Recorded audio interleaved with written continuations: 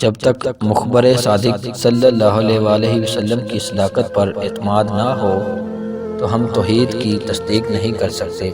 انسان کا اصل جوہر صداقت ہے۔ صداقت مصلحت اندیش نہیں ہو سکتی۔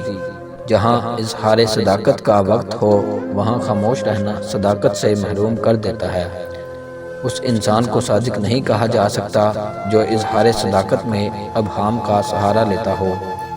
دانا نادانوں کی اصلاح کرتا ہے، عالم بے علم کی اور حکیم بیماروں کی۔ وہ حکیم علاج کیا کرے گا جس کو مریض سے محبت ہی نہ ہو؟ اسی طرح وہ صالح جو گناہ گاروں سے نفرت کرتا ہے ان کی اصلاح کیا کرے گا؟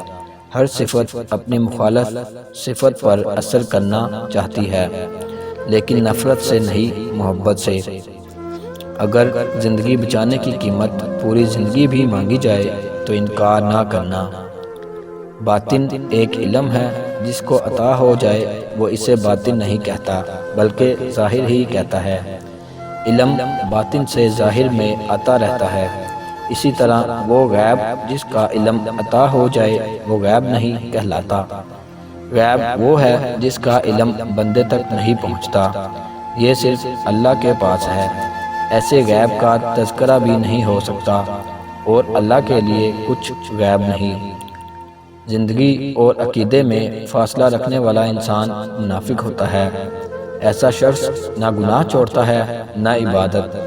اللہ اس کی سماجی یا سیاسی ضرورت ہوتا ہے، دینی نہیں۔ ایسے آدمی کے لیے مایوسی اور قرب مسلسل کا عذاب ہے۔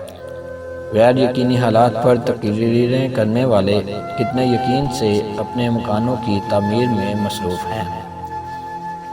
ہم صرف زبان سے اللہ اللہ کہتے رہتے ہیں۔ اللہ لفظ نہیں، اللہ آواز نہیں، اللہ پکار نہیں۔ اللہ تو ذات ہے، مقدس و ماورا۔